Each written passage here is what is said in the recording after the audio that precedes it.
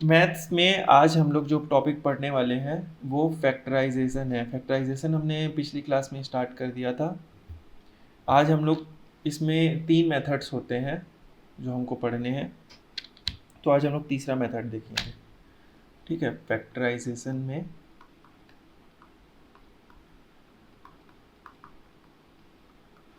3 methods हैं। पहला method है वो है कॉमन फैक्टर्स को अलग करने वाला मेथड, जिसमें हम कॉमन फैक्टर्स को सेपरेट करते हैं। दूसरा मेथड जो है उसमें आइडेंटिटीज़ का यूज़ करते हैं। और तीसरा मेथड जो आज पढ़ेंगे वो है mid term splitting. Before I start, किसी को कोई डाउट है पिछले टॉपिक्स में?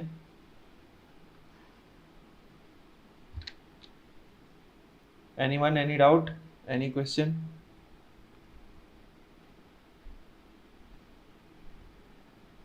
ओके, ठीक है। अगर नहीं है तो आगे कंटिन्यू करते हैं। ये दोनों मेथड्स के बाद मिड टर्म स्प्लिटिंग मेथड है। ठीक है, अब ये मेथड कैसे काम करता है इसको एक एग्जांपल से समझते हैं। जैसे कि x square plus 5x plus 6, x square plus 5x plus 6, ये हमारा पॉलिनोमियल है। अब इसमें हमें क्या करना है, इसमें हमें ये जो बीच वाला टर्म है, बीच वाले टर्म का ये मतलब नहीं कि जो बीच में लिखा हुआ है, बीच वाले टर्म का मतलब ये जो x के साथ लिखा हुआ है, जो x का कोफिशिएंट है। अगर क्वेश्चन में 5x plus x square plus 6 लिखा है तो हम 5x को स्प्लिट करेंगे, क्योंकि x के साथ 5x है, एक्स स्क्वायर के साथ जो उसको नहीं स्प्लिट करना है। तो हमें 5 को इस तरह से स्प्लिट करना है कि उस जो भी, जैसे 5 को हमने 2 और 3 में स्प्लिट किया तो 2 और 3 को मल्टीप्लाई करने से 6 आना चाहिए। इस तरह से स्प्लिट करना है। ठीक है, क्या आना चाहिए? मल्टीप्लाई करने से 6 आना चाहिए। ठीक है, तो 2 और 3 में अगर हम 5 को स्प्लिट करते हैं तो 6 आएगा आंसर। ठीक है, तो फिर हम इसको लिखेंगे x square plus 2x plus 3x plus 6, इस तरह से। अब इसके बाद हम लोग इसमें कॉमन फैक्टर्स निकालेंगे। इन दोनों में कॉमन निकालेंगे और इन दोनों में अगर हम देखेंगे तो यहाँ पे एक्स स्क्वायर है और यहाँ पे x है, दोनों में एक एक x कॉमन है। ठीक है, तो यहाँ पे x कॉमन आ जाएगा। देन एक x निकालने के बाद यहाँ अंदर में बचेगा x प्लस और यहाँ पे बचेगा 2, तो ये हो जाएगा x इंटू एक्स प्लस 2, इस तरह से बचेगा। प्लस यहाँ पास से हम निकालेंगे कॉमन 3, तो यहाँ पास 3 कॉमन निकालने के बाद अंदर में बचेगा x, 3 से x निकल गया, प्लस 2, इस तरह से। फिर ये हो जाएगा। अब आप देखोगे तो x प्लस 2 यहाँ भी है, x प्लस 2 यहाँ भी है, तो अब हम x प्लस 2 को ही पूरा कॉमन निकाल लेंगे, तो ये हो जाएगा x प्लस 2 और ब्रैकेट में बचेगा यहाँ पे x प्लस 3, इस तरह से। तो ये दो जो होंगे इसके, ये दो फैक्टर्स हैं, ये दोनों क्या हैं? इसके फैक्टर्स हैं। ठीक है, इसको, ये जो मेथड है इसको समझने के लिए अगर हम रिवर्स अप्रोच से समझ, पहले मैंने जो ये अभी बताया इसमें कोई डाउट है क्या किसी को भी? कुछ ऐसा जो समझ नहीं आया हो? किसी को कोई डाउट नहीं है? ठीक है, तो इसको मैं आगे कंटिन्यू करता हूँ। इसके आगे देखने के लिए इसको एक रिवर्स अप्रोच से समझने की कोशिश करते हैं। ठीक है, ये रिवर्स अप्रोच का मतलब क्या है? जैसे कि अगर ये दो फैक्टर्स दिए हुए हैं, मतलब फैक्टर मतलब क्या होता है? जिसको मल्टीप्लाई करने से हमारा मेन नंबर आ रहा है। ठीक है, तो इसमें ये दोनों हो गए फैक्टर्स और ये जो हमारा मेन नंबर हो गया। तो अभी हमने क्या किया, क्वेश्चन में मेन नंबर से फैक्टर्स को निकाला। ठीक है, लेकिन अब हम इसको समझने के लिए कि ऐसा क्यों है, मिड टर्म स्प्लिट क्यों करना होता है, इसको हम लोग रिवर्स अप्रोच में वैसे ही समझने के लिए, अंडरस्टैंडिंग में है के लिए, है ना। तो हम क्या करेंगे, फैक्टर को मल्टीप्लाई अगर करेंगे तो मल्टीप्लाई करने से क्या आएगा? देखो, एक्स को एक्स से मल्टीप्लाई करेंगे तो आएगा एक्स स्क्वायर, प्लस फिर एक इस वाले एक्स को बी से मल्टीप्लाई करेंगे तो आएगा बी एक्स। फिर उसके बाद क्या होगा, ए को मल्टीप्लाई करें एक्स से तो प्लस ए एक्स, फिर ए को बी से मल्टीप्लाई करेंगे तो आ जाएगा प्लस ए बी। फिर इसको अगर देखोगे तो इसमें एक्स एक्स दोनों कॉमन है, तो इसको एक्स को कॉमन निकाल लेंगे और अंदर बच जाएगा a प्लस बी, इस तरह से प्लस ए बी। तो अभी मैं वापस से लिख रहा हूँ जो क्वेश्चन जो हमने किया था, ये था।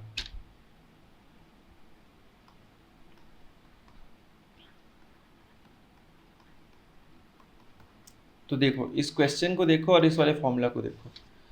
इस क्वेश्चन में देखोगे अगर, तो जैसे ये 2 और 3 में स्प्लिट हुआ है, आंसर क्या आया था, x+2 और x+3 आया था। ये दोनों फैक्टर आए थे आंसर में। इसको इन दोनों से कंपेयर करो, ठीक है। मतलब इन दोनों को मल्टीप्लाई करने से ये आ रहा था, ठीक। अभी देखो अगर हम इसको a और b के माध्यम से कर रहे हैं, a और b की हेल्प से कर रहे हैं, तो यहाँ पे बीच में x के साथ जो है वो a प्लस बी है और लास्ट में जो है वो a इंटू बी है। मतलब क्या कि फैक्टर निकालने पे, दोनों फैक्टर निकालने पे ये जो a और b है ये क्या है, ये क्या है, प्लस करने के साथ जो आएगा वो यहाँ पे होगा x के साथ, और मल्टीप्लाई करने से जो आएगा वो यहाँ पे होगा a b के साथ, ठीक है। तो ये इसका अंडरस्टैंडिंग के लिए है कि हम इस तरह से मिड टर्म स्प्लिट क्यों करते हैं। मतलब ये a प्लस बी है ऑलरेडी, बस हमको ये पता करना है कि a क्या होगा b क्या होगा, जिसको मल्टीप्लाई करने से ये a b आ जाए, ठीक है। तो ये बस अंडरस्टैंडिंग के लिए, ठीक है। मेथड क्या है करने का कि पहले first term, second term, third term है, सेकेंड टर्म x के साथ वाला होगा हमेशा। तो सेकेंड टर्म को स्प्लिट करना है दो पार्ट में, जिसको आपस में मल्टीप्लाई करने से ये थर्ड वाला टर्म आना चाहिए, ठीक है। एक चीज़ का ध्यान रखना है, यहाँ ये चीज़ चेक करने से पहले एक्स स्क्वायर के साथ अगर कोई नंबर है तो उसको भी यहाँ पे मल्टीप्लाई कर देना है पहले, ठीक है। मतलब जैसे यहाँ पे 1 था, तो यहाँ पे 1 को पहले 6 से मल्टीप्लाई करेंगे तो 6 ही आएगा, इसलिए 1 था इसलिए हमने ध्यान नहीं दिया, तो यहाँ पे 6 आएगा। अब चेक करेंगे कि इसको स्प्लिट करने से, 5 को स्प्लिट करने से 6 आ रहा है कि नहीं, ठीक। एक इस तरह के एक एग्जाम्पल के साथ करते हैं तो थोड़ा क्लियर हो जाएगा। ये एग्जाम्पल सबको समझ में आया, किसी को कोई डाउट तो नहीं है? अगर है तो पूछ लीजिए।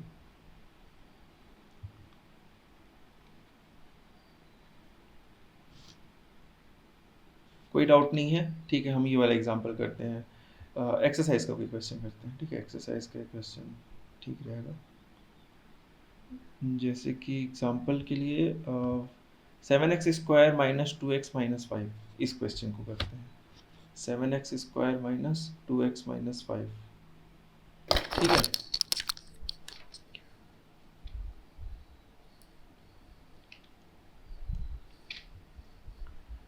7x² minus 2x minus 5,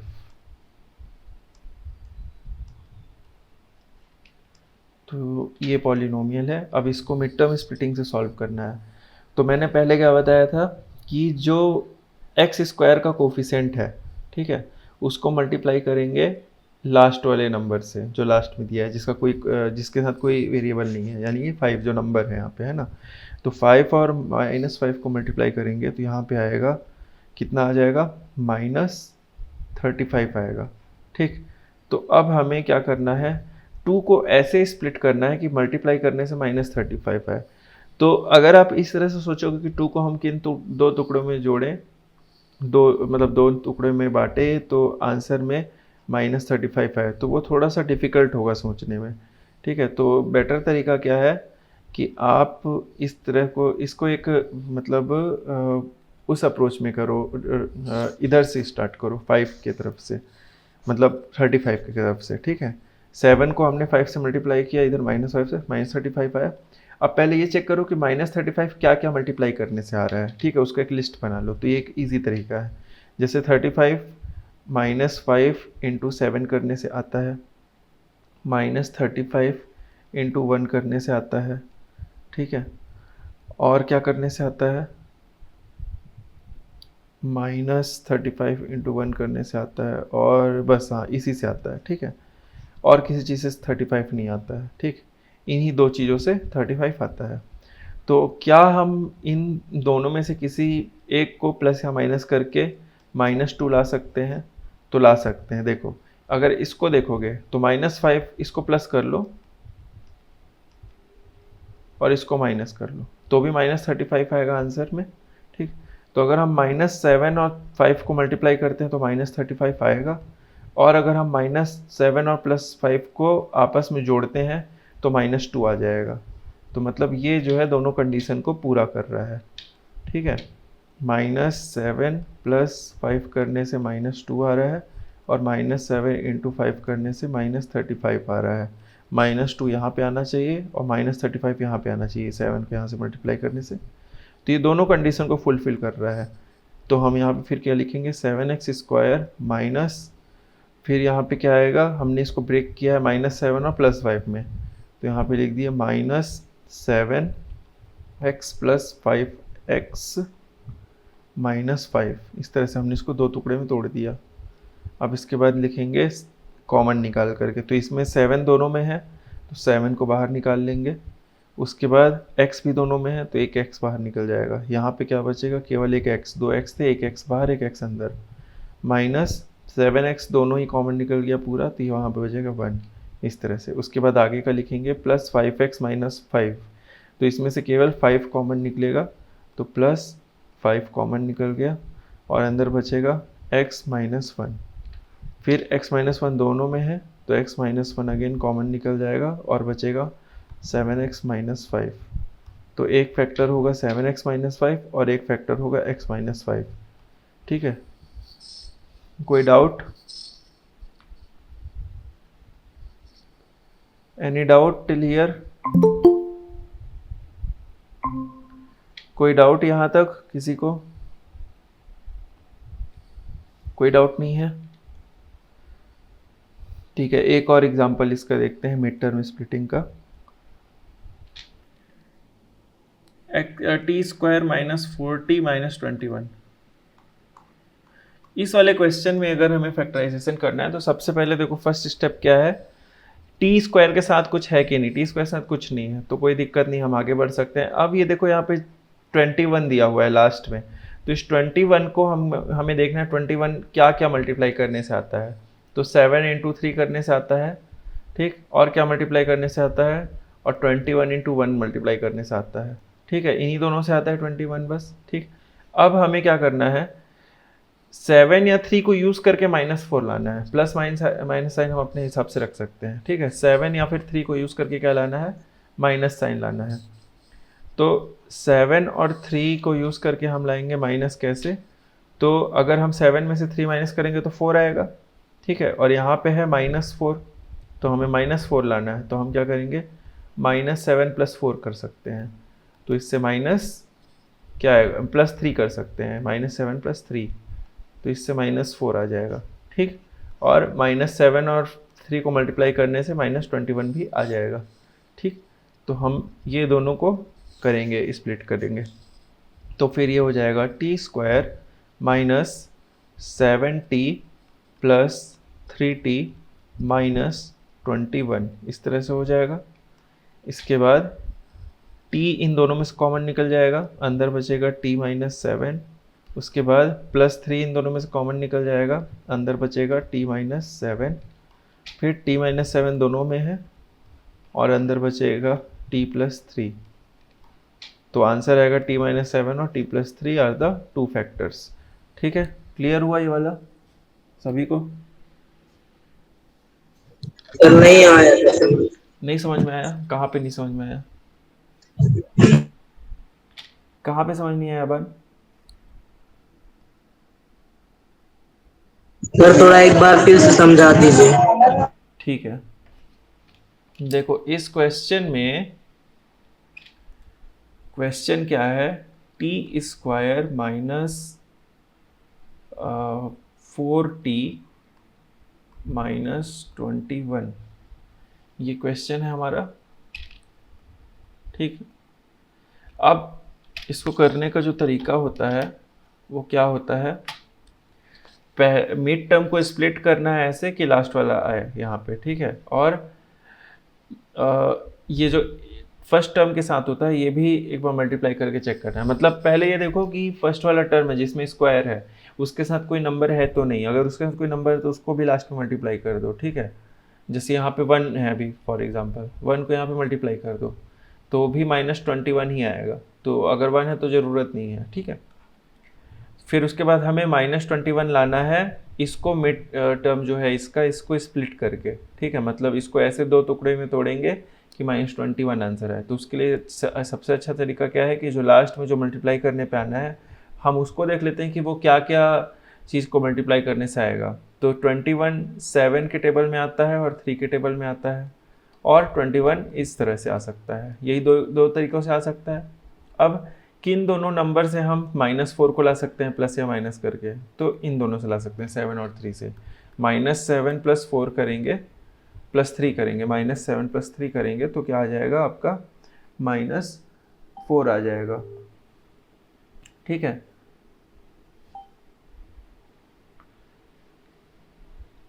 -7 and 3 को हम ऐड करेंगे तो -4 आ जाएगा आपका। ठीक है, तो ये आ गया -4। ठीक, और दोनों को मल्टीप्लाई करने से भी क्या आ जा रहा है? -21 आ जा रहा है। ठीक, तो ये हो जाएगा t² -7t + 3t - 21। यहाँ पे समझ में आया सबको?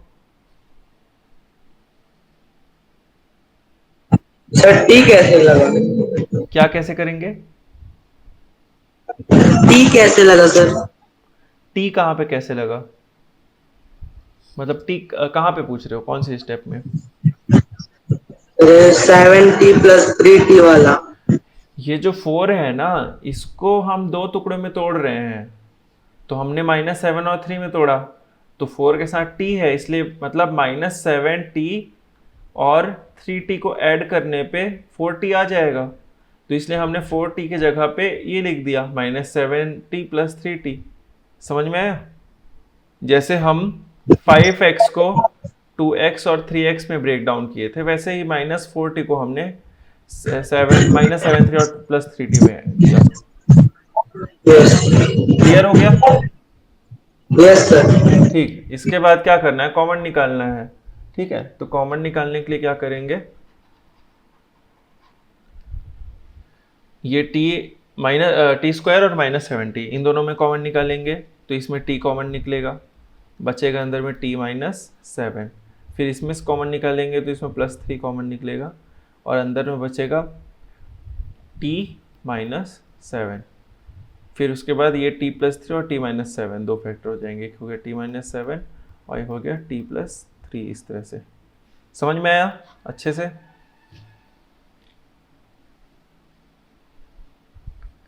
Any doubt? No sir. दिख रहा है अदिति स्क्रीन आपको? Yes sir. ठीक है, गुड। अब आगे करते हैं, एक और क्वेश्चन करते हैं। ठीक है, अब बताओ इसमें से कोई एक क्वेश्चन।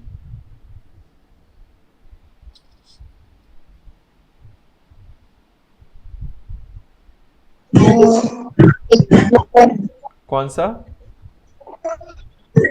11th question. ठीक है, √y² + 9y एक मिनट, √3y² + 9y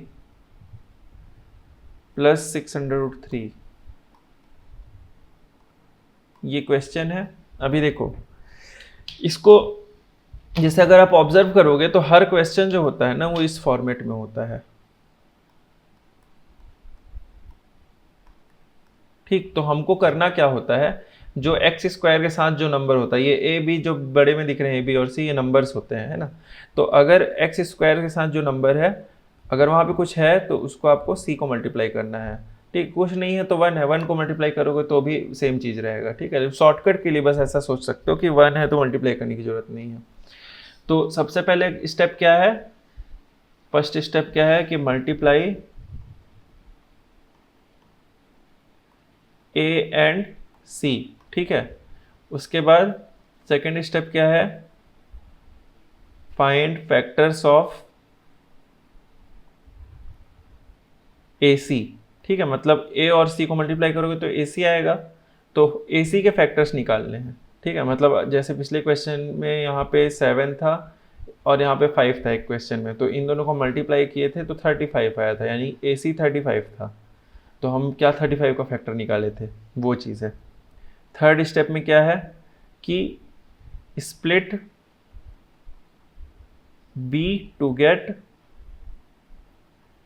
AC, ठीक है। मतलब b को ऐसे स्प्लिट करना है कि जिन चीज़ों में आप स्प्लिट करोगे उसको मल्टीप्लाई करने से AC आ जाए। ये 3 स्टेप में इसको सॉल्व करना है, ठीक है।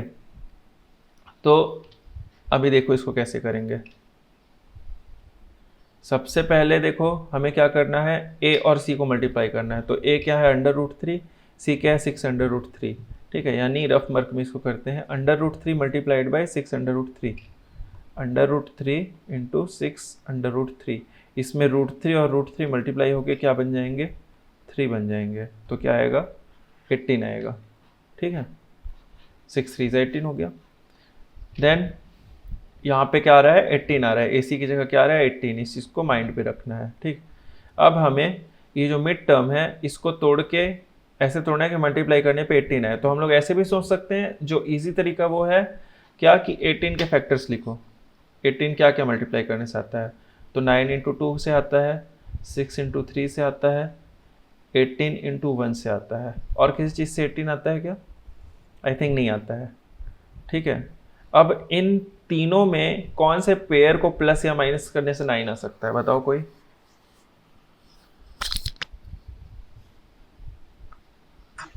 6 + 3। 6 + 3, वेरी गुड। तो यहाँ पे हम क्या करेंगे, एज इट इज लिखेंगे पूरा, और ये बन जाएगा प्लस। देखो अब यहाँ पे थोड़ा दिमाग लगाओ, यहाँ पे तुम 6 भी लिख सकते हो, यहाँ पे तुम 3 भी लिख सकते हो, ठीक है। लेकिन अगर तुम यहाँ पे 3 लिखोगे तो √3 दोनों में से कॉमन निकल जाएगा, इसलिए हम यहाँ पे √3 लिखेंगे पहले, मतलब 3 लिखेंगे, है ना। तो ये हो जाएगा 3y + 6y, ठीक, प्लस 6√3। अगर हम 6 को यहाँ लिखते तो भी निकल जाता कॉमन, लेकिन ये थोड़ा और इजी हो जाएगा ऐसे में।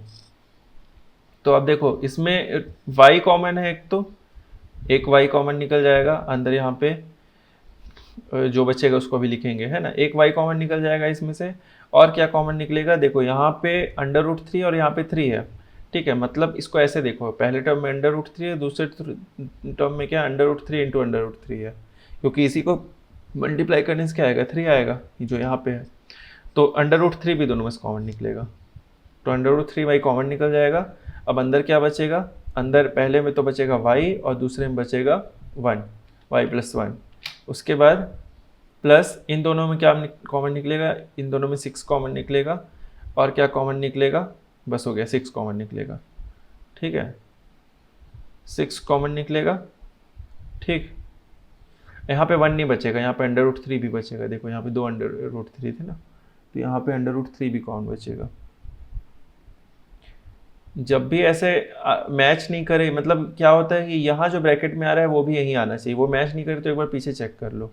मैंने अभी यही किया, ठीक है। तो यहाँ बचेगा y + √3, ये y है √3, इस तरह से यहाँ भी y + √3। ये दोनों हमेशा सेम ही आएगा, हमेशा नहीं आ रहा है मतलब कुछ मिस्टेक हुआ है।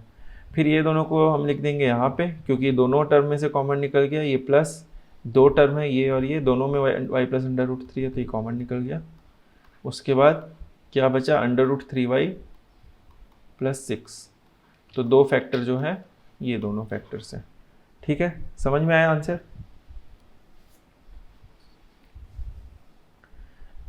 एक और क्वेश्चन करते हैं इसका। कौन सा क्वेश्चन करें बताओ।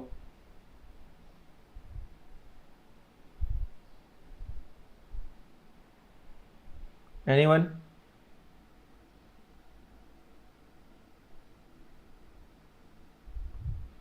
एनीवन, कोई भी बताओ कौन सा क्वेश्चन करें। निशब तुम बताओ।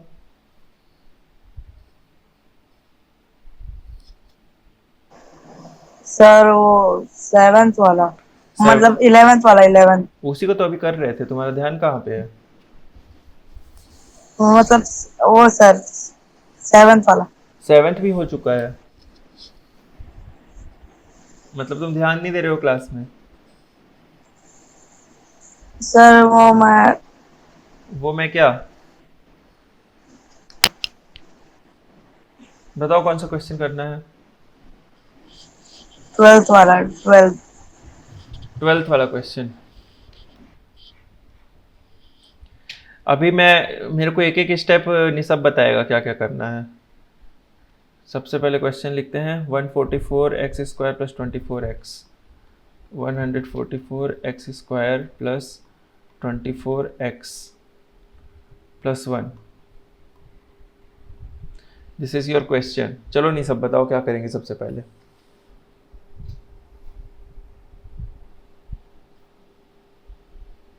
निसब बताओ सबसे पहले क्या करना है।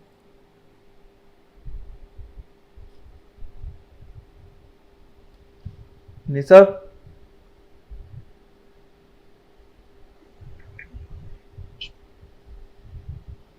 निसब जल्दी बताइए क्या करना है सबसे पहले।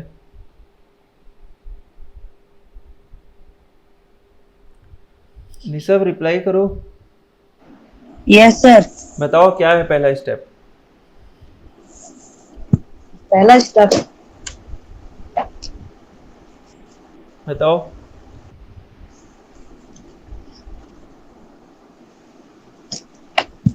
नहीं पता, अभी मैं इसका सॉल्यूशन बताऊंगा, इसको तुम 10 बार करके भेजोगे, ठीक है। This is your punishment. तो पहला स्टेप ये है कि आपको पहले स्टेप में आपको क्या करना है। सर सम ऑफ पॉलिनोमियल और प्रोडक्ट ऑफ पॉलिनोमियल निकालना है सर। सम ऑफ पॉलिनोमियल और प्रोडक्ट ऑफ पॉलिनोमियल नहीं निकालना है इसमें। जो तुम बोल रहे हो वो एक्चुअल में होता है sum of roots and product of roots, ठीक है, वो टॉपिक आगे है। इसमें पहला स्टेप कुछ और ही है, वो क्या है बताओ आप।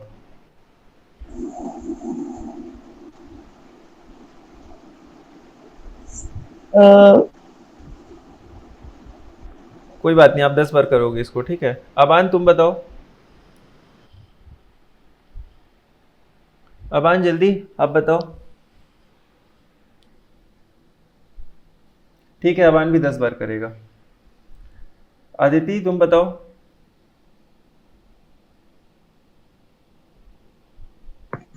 सो मल्टीप्लाई करना है किसको? एबीसी को। एबीसी को अच्छे से सोच के बताओ।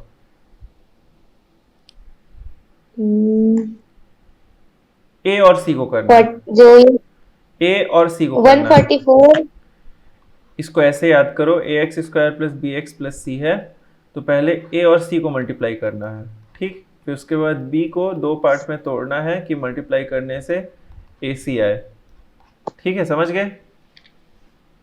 Yes sir. हाँ तो बताओ क्या होगा पहले।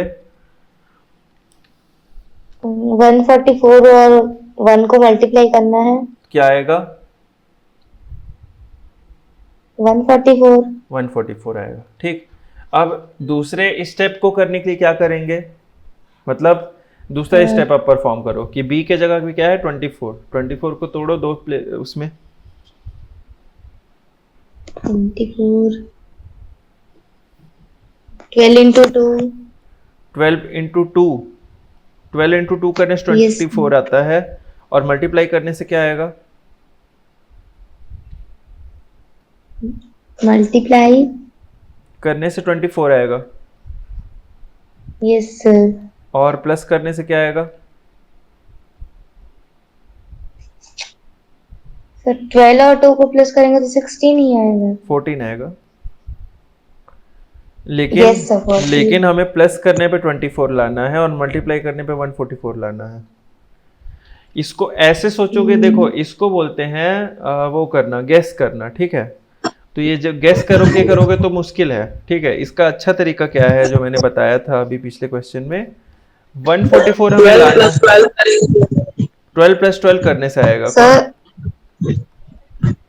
8 into 3 12 प्लस 12 करने से आएगा।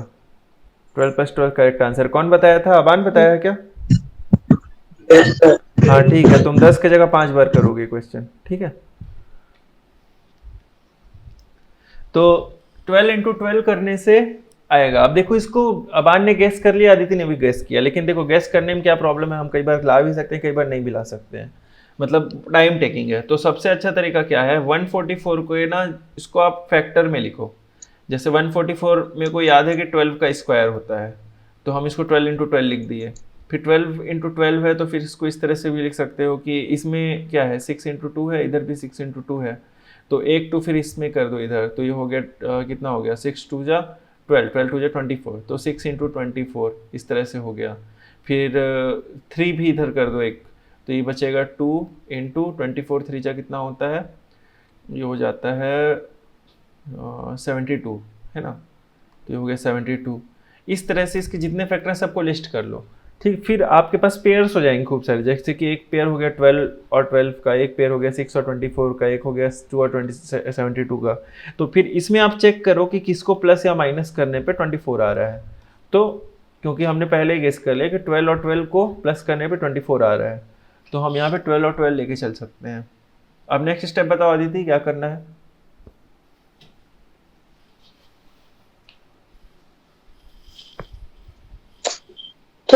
जो हाँ 24 को ब्रेक डाउन करके लिखना है। हाँ, कैसे लिखेंगे बताओ, मैं क्या जो लिखना है वो बताओ। 12 प्लस 12। नहीं, स्टार्टिंग से बताओ, यहाँ स्टार्टिंग से।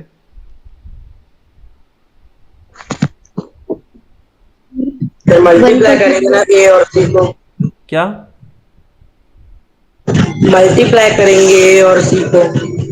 वो तो हो चुका ना, अब आगे क्या लिखेंगे यहाँ पे?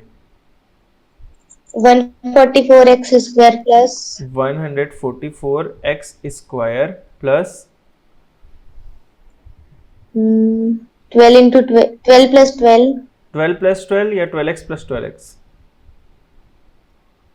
12x 12x प्लस 12x होगा। प्लस 12 हाँ, फिर प्लस 1 प्लस 1। अब इसमें से कॉमन निकलेगा, पहले क्या कॉमन निकलेगा? x स्क्वायर x x और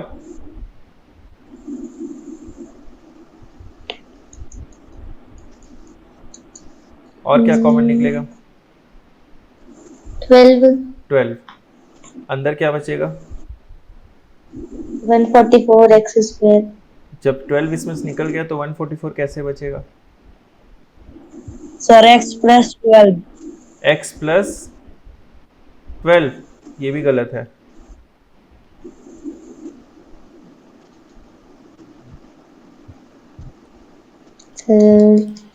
x square plus 1। X square कैसे होगा? अगर मैं यहाँ एक्स स्क्वायर लिख दूंगा तो ये तो मल्टीप्लाई करने फिर यहाँ एक्स क्यूब होना चाहिए।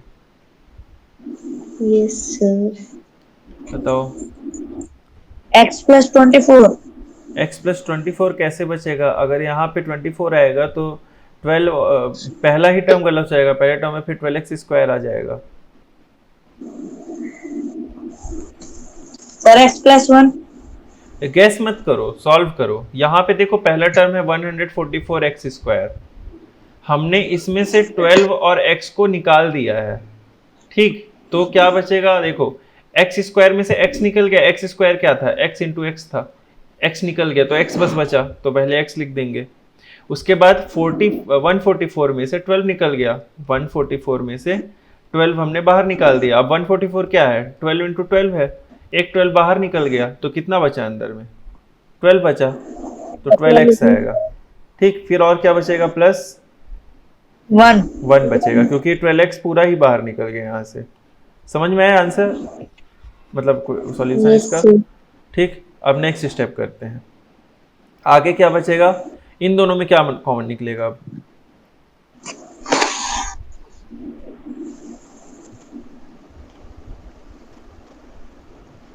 जल्दी बताइए।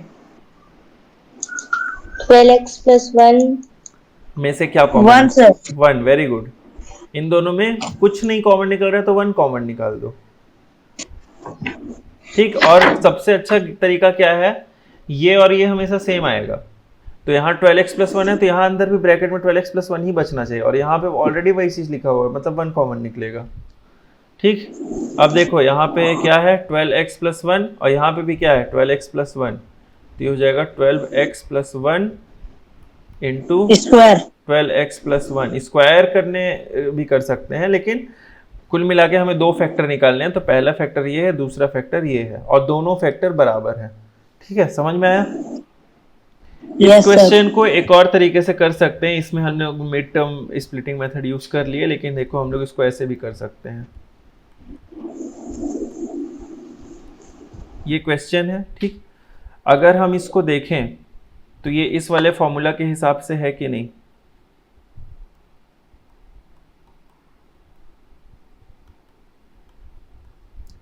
देखो इस टाइप के जो क्वेश्चन होते हैं जिसमें ये फॉर्मूला लगता है, इसमें हमेशा ये 2ab वाला टर्म है ना, ये x वाले टर्म के उस जगह पे होता है, और ये जो a स्क्वायर वाला टर्म है ना, ये x स्क्वायर वाले टर्म की जगह रहता है। मतलब a स्क्वायर को x स्क्वायर से मैच करना है, ये वाले x स्क्वायर वाले टर्म से, और ये जो x वाला टर्म होता है उसको 2ab वाले टर्म से मैच करना है, और b स्क्वायर को जो नंबर रहेगा उससे मैच करना है। तो देखो नंबर सबसे पहले b स्क्वायर से शुरू करेंगे, ठीक। तो नंबर के जगह पे b स्क्वायर है, मतलब नंबर क्या है, b स्क्वायर इक्वल टू 1 है, ठीक। मतलब क्या, मतलब ये कि b इक्वल टू 1 है, क्योंकि 1 का स्क्वायर क्या होता है, 1 होता है, ठीक। समझ गए? अब उसके बाद 144x, 144x स्क्वायर किसकी जगह पे, a स्क्वायर की जगह पे। तो a क्या आएगा, a आएगा x का स्क्वायर करने पे x स्क्वायर आता है, तो ये x हो गया, और 144 किसके स्क्वायर से आता है, 12 के स्क्वायर से आता है, तो 12 हो गया। 12 के स्क्वायर से 144 आएगा, और x के स्क्वायर से क्या आएगा, मतलब x के स्क्वायर से आएगा x स्क्वायर, ठीक है। तो a की जगह पे ये हो गया, b की जगह पे ये हो गया, ठीक। अब 2ab ऑटोमेटिक आ जाएगा। 2ab क्या हुआ, 2 इंटू 12x इंटू 1, तो 2 इंटू 12x क्या हुआ, 24x, और 1 तो 1 ही रहेगा, है ना। तो ये आएगा 24x। तो देखो 24x 2ab की जगह पे है, ये 2ab की जगह पे है, b स्क्वायर की जगह पे 1 है, और a स्क्वायर की जगह पे 144x स्क्वायर है। तो ये इस फॉर्मूला में है, तो अब हम इसको कैसे लिख सकते हैं, a प्लस बी का होल स्क्वायर, यानी कि a है a क्या है 12x, और b क्या है 1, इसका होल स्क्वायर। तो इस तरह से लिख दिए, मतलब इसका फैक्टर क्या क्या क्या है, 2 फैक्टर है, दोनों ही 12x प्लस 1 है। कोई डाउट इसमें? नहीं है? सर नहीं समझ आया। ये नहीं समझ में आया, एक बार और समझाता हूँ। मैं ये बोलना चाह रहा हूँ कि ये जो क्वेश्चन हमने किया है,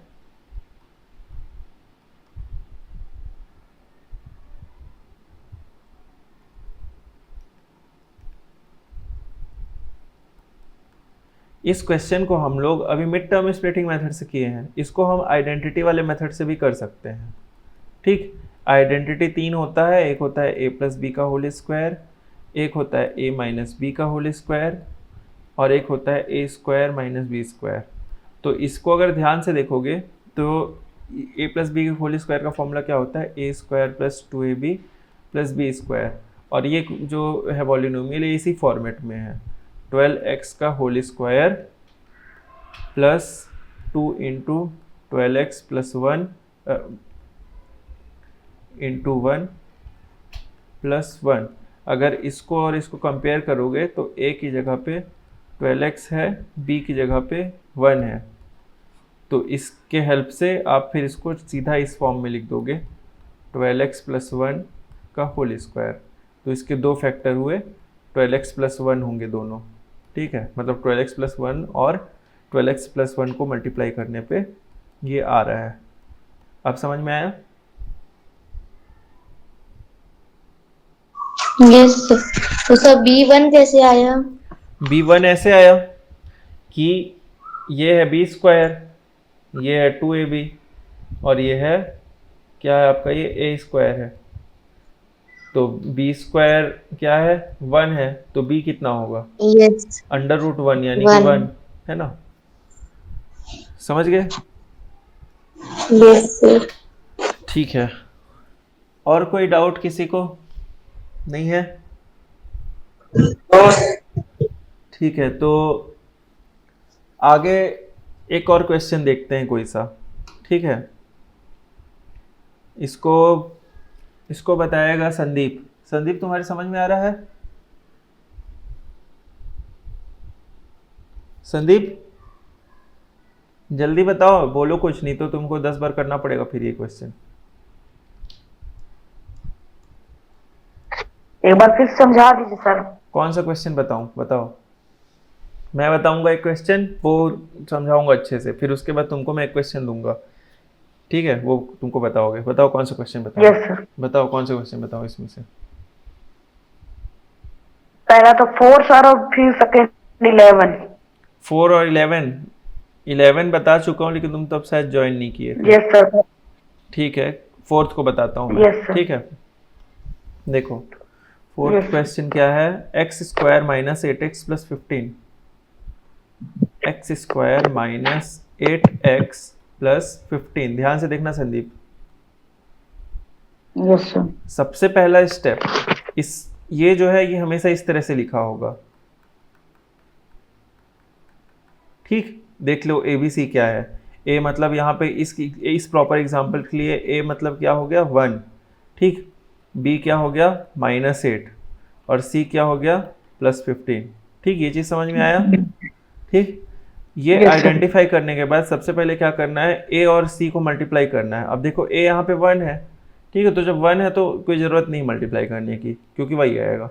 तो ए और सी को मल्टीप्लाई करने पे भी हमारा क्या आ रहा है 15 आ रहा है, ठीक। तो ए सी मल्टीप्लाई करने से 15, मतलब ये पहले के साथ जो है उसको यहाँ पे मल्टीप्लाई करने से क्या आना चाहिए 15 आ रहा है, ठीक। अब 15 को हमें लाना है, कैसे लाना है, ये जो बीच वाला है बी, इसको 2 टुकड़ों में तोड़ना है, ठीक है। ऐसे 2 टुकड़े में तोड़ना है कि जोड़ने पे -8 आए और मल्टीप्लाई करने से 15 आए, ठीक है।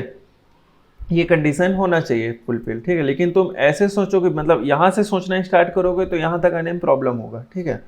इसको उल्टा करो, इसको ऐसे करो कि 15 को देखो कि क्या क्या मल्टीप्लाई करने से 15 आता है, ठीक। हमें मल्टीप्लाई करने पे 15 लाना है, प्लस या माइनस करने से क्या लाना है, प्लस या माइनस करने पे 8। -8, 8 नहीं -8, साइन का ध्यान रखना है, यस सर।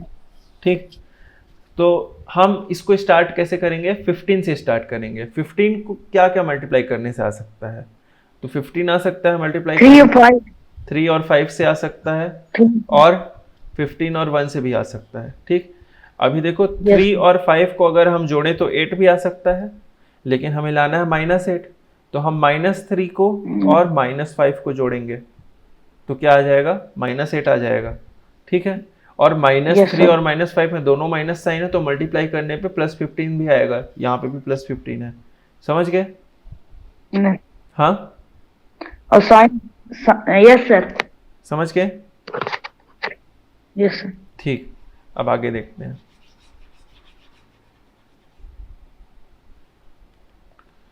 अब क्या करेंगे, इसको पहले ब्रेक करके लिख देंगे, तो हो जाएगा x square minus 3x minus 5x plus 15, ठीक। अब इन दोनों में कॉमन निकालना है और इन दोनों में कॉमन निकालना है, तो इन दोनों में क्या कॉमन है, x कॉमन है, ठीक। और x कॉमन निकालने पे यहाँ क्या बचा x, ठीक। यहाँ पे क्या बचा 3 हो गया -3। अब इन दोनों में क्या कॉमन निकालेंगे, -5 कॉमन निकालेंगे, -5, क्योंकि पहले टर्म पे माइनस है ना यहाँ पे, तो -5 कॉमन निकालेंगे, Yes. ठीक है। तो यहाँ हो गया माइनस साइन, ठीक, और 5। अब देखो -5 यहाँ से कॉमन निकला तो यहाँ क्या बचेगा, +x बचेगा, तो x, यस सर। ठीक। अब यहाँ से मैंने माइनस निकाला है 5, ठीक, तो यहाँ पे अंदर क्या लिखूंगा मैं, यहाँ भी मैं माइनस लिखूंगा, तभी ये माइनस और माइनस मल्टीप्लाई होकर यहाँ प्लस देंगे, इस चीज़ को ध्यान रखना है, यस सर। ठीक। और यहाँ Yes, पे 15 था तो ये क्या होगा 3 हो जाएगा, ठीक। 3 Yes, मल्टीप्लाई करने से 15 आ जाएगा। अब देखो Yes. ये और ये सेम आएगा इस स्टेप पे, अगर सेम नहीं आ रहा है मतलब तुम कुछ गलत कर रहे हो, ठीक है। अब जैसे ये सेम आया Yes. तो इन दोनों को भी हम कॉमन निकाल लेंगे, और ये क्या बचा, x और 5 बचा, -5। समझ में आया? सर ये आंसर है। हाँ, हमें 2 फैक्टर निकालने हैं, तो ये पहला फैक्टर है और ये दूसरा फैक्टर है, ठीक है। लिखना कैसे सॉल्यूशन उसको मैं बताऊंगा, लेकिन अभी इतना बस समझो, ठीक। Any doubt? नो। ठीक है संदीप, तो मैं क्वेश्चन दे रहा हूँ, उसको करो तुम, मतलब तुम बताते जाओ तो मैं करते जा रहा हूँ। Yes sir. x² + 2x + 1, बहुत सिंपल सा क्वेश्चन है, इसको बताओ, ठीक है। ये है क्वेश्चन x² + 2x + 1, बताओ फर्स्ट स्टेप।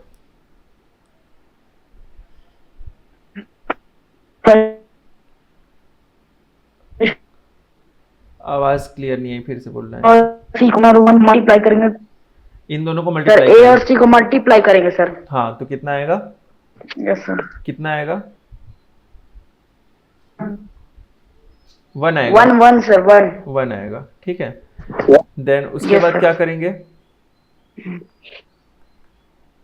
फिर सर इसको 2 को ऐसे मल्टीप्लाई करना है कि इधर 1 आए और इधर ब्रेक डाउन करें तो मतलब प्लस या माइनस कोई कुछ भी करे तो 2 आए। तो क्या करेंगे बताओ?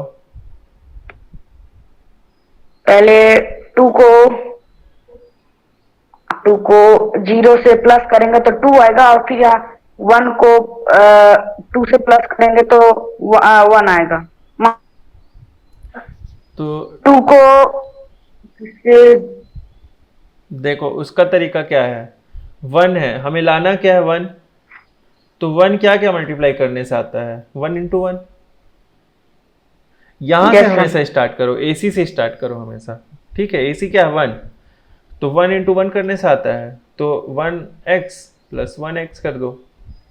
तो मल्टीप्लाई करने से 1 आ गया और जोड़ने से क्या आ गया? 2 आ गया। हो गया, 2। यस सर, ठीक। एक्स स्क्वायर प्लस 2x था, तो इसको हम क्या कर दिए?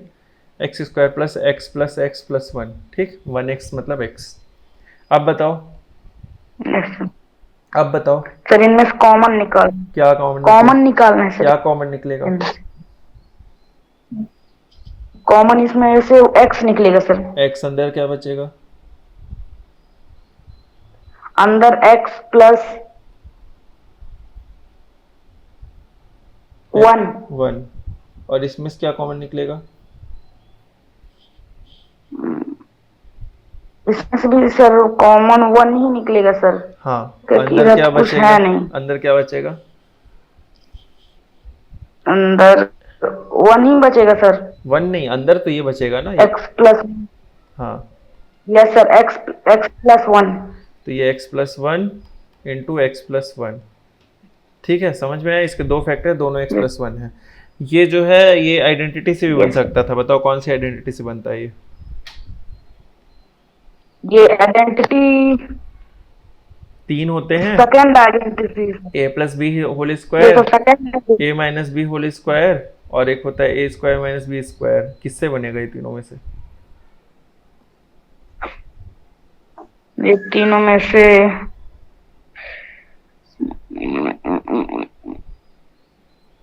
थर्ड वाला सर। गलत। एनीवन? Second sir. अब तुम मत बताओ, और किसी और को बताने दो। A square plus 2ab plus B square. तो ये कौन सा है इन दोनों में से? ए प्लस बी का whole square. a plus B का होल स्क्वायर, ठीक है। a प्लस बी का होल स्क्वायर, तो ये इस वाले से भी बनेगा, क्योंकि a square plus 2ab plus B square होता है, ठीक। अगर इसको देखोगे तो a जो है x है और 2ab है, तो यहाँ पे देखो 2 इंटू एक्स इंटू 1, इस तरह से अगर लिखोगे तो ये 2 इंटू ए इंटू बी हो गया। a x था और b क्या है? b 1 है, देखो ये, तो 1 का स्क्वायर 1 आया। समझ में आया? तो इसलिए ये उस फॉर्मेट में है ऑलरेडी, तो ये हो जाएगा x प्लस 1 का होल स्क्वायर ऑलरेडी डायरेक्ट हो जाएगा इस आइडेंटिटी को यूज़ करके। तो इसको इस आइडेंटिटी से भी बना सकते हैं, मिड टर्म स्प्लिटिंग से भी बना सकते हैं, दोनों से बना सकते हैं। समझ गए? तो इसी के साथ हम लोग मैथ्स का क्लास ये वाला एंड करते हैं।